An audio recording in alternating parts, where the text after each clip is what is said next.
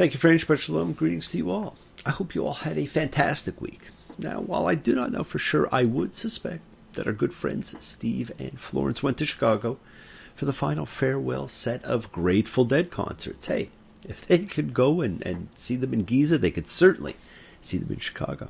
Now, I thought of going myself, but that's just a few too many people for me to sit around with.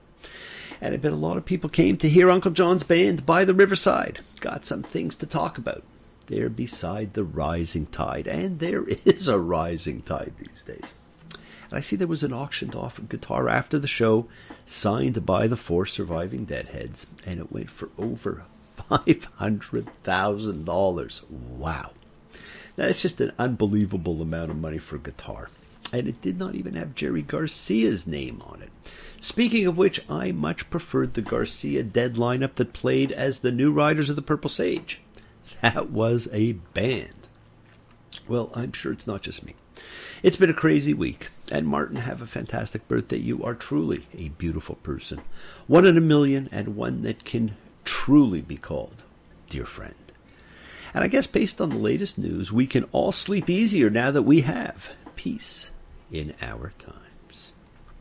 And friends, I was listening to Truckin' the other day, and this verse grabbed me. Sometimes the light's all shining on me. Other times I can barely see. Lately it occurs to me what a long, strange trip it's been. It has been a long, strange trip. And this week, we have an interesting combination in the Torah. Tribes and journeys both stand for amazing things. The journey, well, we all know. We all undergo. We travel the wastelands and wilderness seeking our promised land. Our land free from fear. And the tribes, we know who they were and how they were born, and I will get to them shortly. This is the final reading from Numbers, and it's a double reading of the 42nd and 43rd parshas of the Torah. And in many ways, friends, it is the end of the Torah, because the next book, Deuteronomy, is very different and almost stands alone. And we will talk about it next time. Friends, these are Matot and Maseh, tribes and journey. In fact, friends, if you move past thinking of the 5 books of Moses as being written by Moses, you could see the Torah books broken down in segments. Genesis, Exodus, and part of Numbers as being the stories from creation to the exile of man, his fall into fear and slavery, his attempt to overcome dread and achieve freedom via his journey through his personal wilderness, his desert of lack with the death of his fearful self, and reemergence of his newborn, God-blessed soul in his promised land. Then there's Leviticus and the other part of Numbers, which is a codified set of rules promoting and elevating an exclusive priestly class. And finally, next week, we'll begin Deuteronomy. In many ways, the most interesting of the books, considered by some to be the missing book from the Torah, which was finally found, and by others as possibly being the only true book of Moses. In some ways, a summary of all the laws, and yet they are slightly different. And the stories, slightly different. Brilliantly different. But first, the final journey of the tribes. And again, there's some amazing things if you stay awake long enough to read through these final 2 parshas. And forgive me, friends, because I want to quote more from this week's reading than I normally do, because the words themselves are pretty incredible for what they say and what they do not. Now, there are amazing rules around vows, and especially rules regarding vows made by women. First and foremost, it says that anyone making a vow has to stand by it. Numbers 33, according to all that issues from his mouth, he shall do. Well, that's pretty simple. But because women did not have full rights, the responsibility can lay with her father or husband for vows that she made, and so there was a direct transference of consequences. Numbers 30:16 tells us, he shall bear her crime.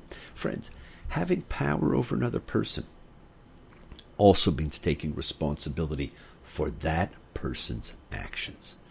If a man causes his wife to violate a vow she made, then it is he who must live with the consequences. Hey, that seems quite fair.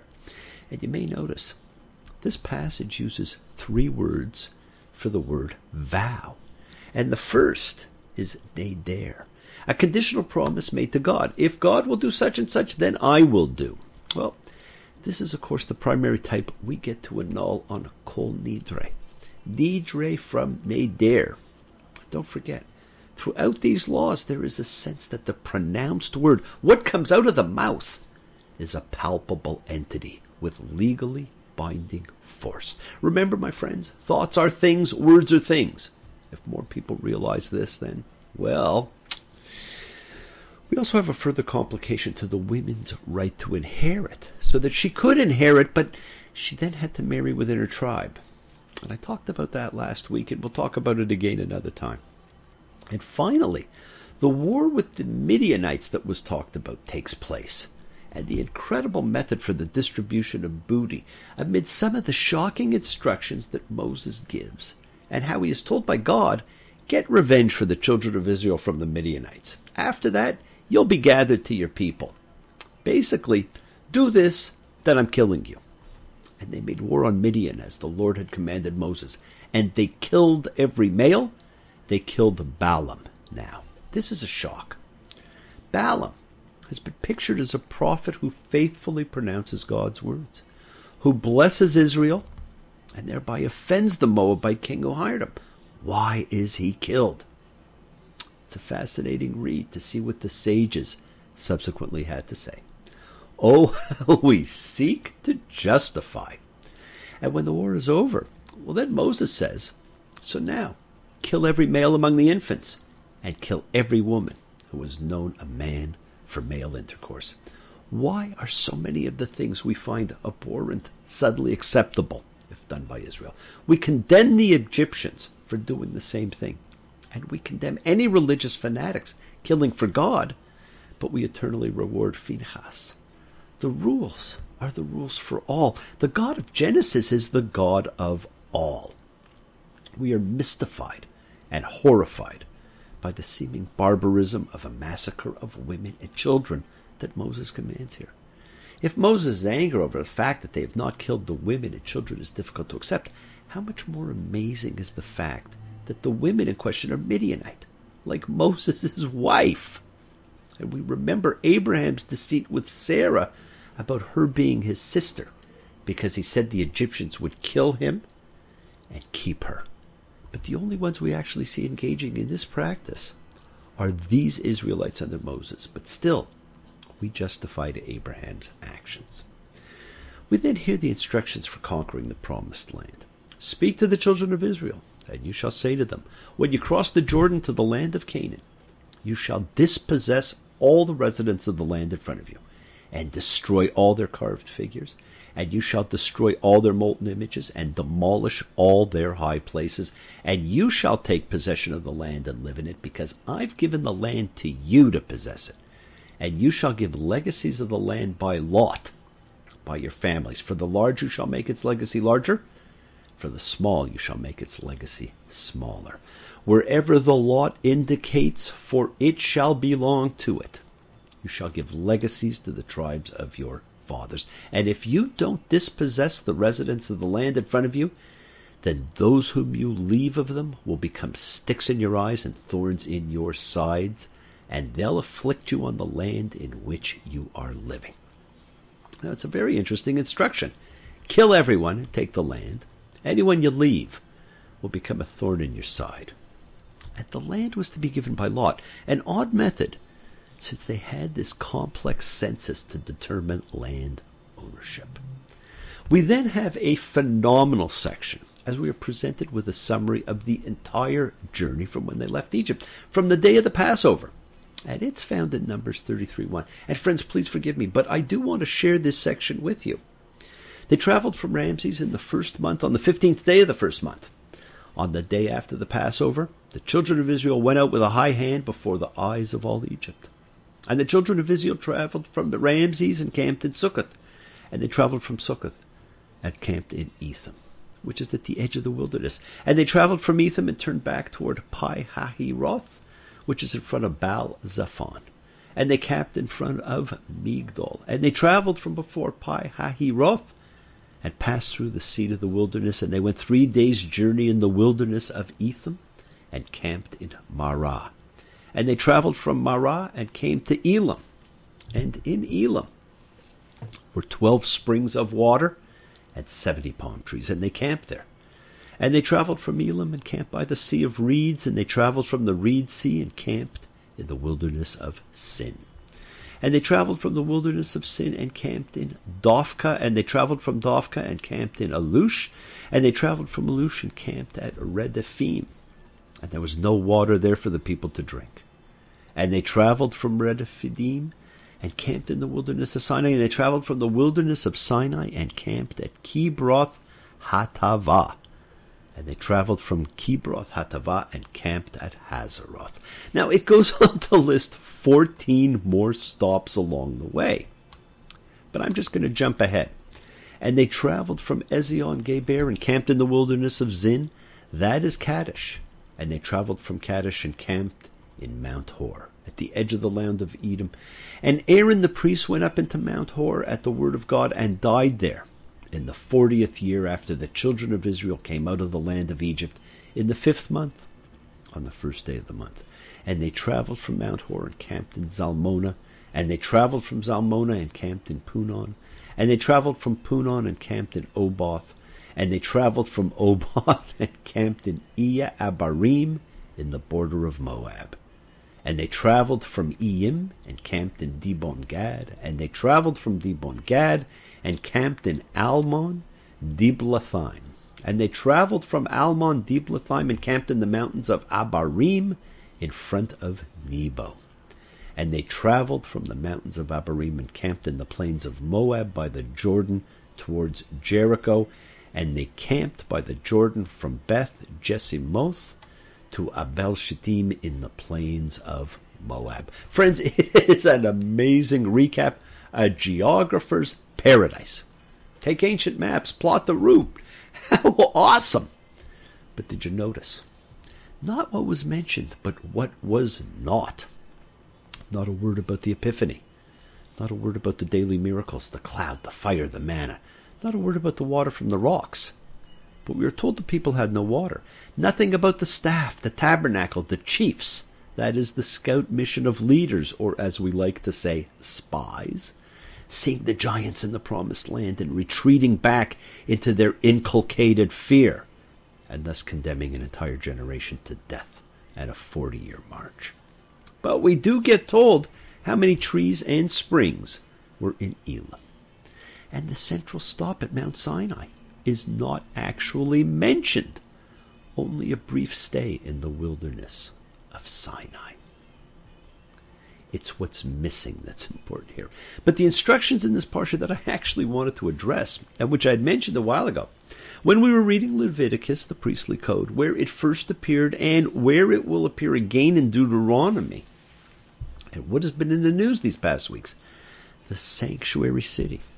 Now, it's not the same thing. The Torah says, and the cities that you shall give to the Levites, 6 cities of refuge, that you shall give for the manslayer to flee there, and you shall give in addition to them 42 cities. They're not quite the same as the sanctuary cities we're hearing about in the States. Manslayer and murderer. Now, in Hebrew, the word is the same for an unintentional manslayer and for a murderer. We determine which is meant in each sentence by the context. In English, we have 2 words available, and so the appropriate word is used for each case. God explains, there shall be cities of refuge for you, and a manslayer who strikes a life by mistake shall flee there. The cities for refuge from an avenger. So the manslayer will not die until he stands in front of the congregation for judgment. These 6 cities shall be for refuge, for the children of Israel, and for the alien, and for the visitor among them, for anyone who strikes a life by mistake to flee there. The concept is brilliant. Now, unlike the situation which is dominating U.S. politics right now, in which somewhat pushed handing a nuclear weapon to Iran to the back pages prior to the deal, the biblical concept was to provide a temporary haven to ensure justice was done and to prevent vigilante or revenge killing. It was only when a life were taken, There were actually rules in place regarding the type of weapon and therefore the outcome. In many ways, the type or material determined whether it was accidental or not. And Numbers 35:16 lays it all out. If he struck him with an iron item so that he died, he is a murderer. The murderer shall be put to death. If he struck him with a stone in the hand by which one could die, so that he died, he is a murderer. The murderer shall be put to death. If he struck him with a wooden object in the hand by which one could die, so that he died, he is a murderer. The murderer shall be put to death. Now, these are all objects which, if used, could be lethal, and they are about striking another, in which case intent exists, and it is not an accident. The intent speaks to the nature of the crime. Strike someone with something you know can kill because of its purpose, the outcome is automatic: death to the striker. Anyone who strikes a life, the murderer shall be murdered by the mouth of witnesses. And one witness shall not testify against a person so as to die. A person cannot be executed on the testimony of only one witness. There must be two or more. By the mouth of witnesses, there's that concept about words again. And you shall not take a ransom for a murderer's life, because he did wrong so as to die, but he shall be put to death. There was not a prison system. Sanctuary was granted to ensure cooler heads prevailed and a trial could take place. But more to the point, friend, it brings us back to the idea, actually, of sacrifice, sacredness, and the life force within us all, blood. You see, we are reminded that the earth, too, is a living being. Blood will pollute the land. As conveyed at the beginning of the Torah from the stories of Eden, Cain and Abel, the flood, the earth's environment suffers from human wrongdoing. The ground is cursed on your account. You're cursed from the ground that opened its mouth to take your brother's blood. The earth was corrupted because all flesh had corrupted its way on the earth. Human violence and corruption have consequences not only for the immediate victims and not even only for other humans, but for the condition of the earth and nature. Murder is not only a sin against the victim, it is a sin against the earth. And friends, God does not want his home polluted. You shall not make the land impure in which you are living, in which I tent, because I, Adonai, tent among the children of Israel. If he doesn't want to live in a polluted environment, why do we? And if anybody wants to know how the church ultimately became involved as place as a sanctuary, well, originally, a manslayer could stay in the asylum town until the current high priest died. And that might have actually originated in ancient Egypt because asylum towns were governed by the local priests.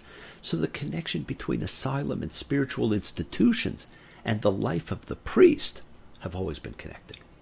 Now, as I said earlier, I want to make a comment about tribes. We do know who they were and how they were born. That is one thing the whole world knows. And I was recently reminded of the words of Mark Twain, who said in 1897, if the statistics are right, the Jews constitute but 1/4% of the human race. It suggests a nebulous puff of stardust lost in the blaze of the Milky Way. Properly, the Jew ought hardly to be heard of. But he is heard of, has always been heard of. He is as prominent on the planet as any other people, and his importance is extravagantly out of proportion to the smallness of his bulk. His contributions to the world's list of great names in literature, science, art, music, finance, medicine, and abstruse learning are also very out of proportion to the weakness of his numbers. He has made a marvelous flight in this world in all ages, and has done it with his hands tied behind him. He could be vain of himself and be excused for it. The Egyptians, the Babylonians, and the Persians rose, filled the planet with sound and splendor, then faded to dream stuff and passed away. The Greeks and Romans followed and made a vast noise, and they were gone. Other people have sprung up and held their torch high for a brief time, and it burned out, and they sit in twilight now and have vanished. The Jew saw them all, survived them all, and is now what he always was, exhibiting no decadence, no infirmities of age, no weakening of his parts, no slowing of his energies, no dulling of his alert but aggressive mind. All things are mortal but the Jews. All other forces pass, but he remains. What is the secret of his immortality? Wouldn't everyone like to know? Don't forget, friends, the Torah is not necessarily to be understood as a chronological book starting at A and ending at Z. It flows this way and that way, combining stories, weaving lessons, meandering through a timeline that is not just past, present, and future. It unifies time with space, and that is sacred. And it uses the journey as the unifying element because it functions through time by a chronology of events, and it functions through space by the geographical placement of events along the route. Take off your watches for just one day and experience time in a new fashion. As the Grateful Dead sang in Fire on the Mountain, almost ablaze till you don't feel the heat. It takes all you got just to stay on the beat. You say it's living, well, you gotta eat, but you're here alone. There's no one to compete. Well, friends, we are not here alone. We have always been here for each other, and maybe that is one of the secrets Mark Twain was talking about. The world is sacred, and so is everything in it. Express your gratitude, friends. Light a candle, make a wish, celebrate your life and the lives of those you love. Share your feelings with them. Live free, be free, and honor your freedom. Be well, be happy, be blessed. Share and honor the light, and all who live in the light, and continue to shine. Continue to send everyone you know goodwill and love, and pray for peace, freedom for everyone, an end to terror and hatred. And remember, friends, we are a community. We learn together, we celebrate each other, we love each other. We share this ride together, men and women equally. And friends, it's going to take time, a whole lot of precious time. It's going to take patience and time to do it, to do it, to do it, to do it, to do it, to do it right. Thank you all, love you. I'll see you all next time. And I do love seeing you again. And remember, your wishes do come true. Bless you all. Shabbat Shalom.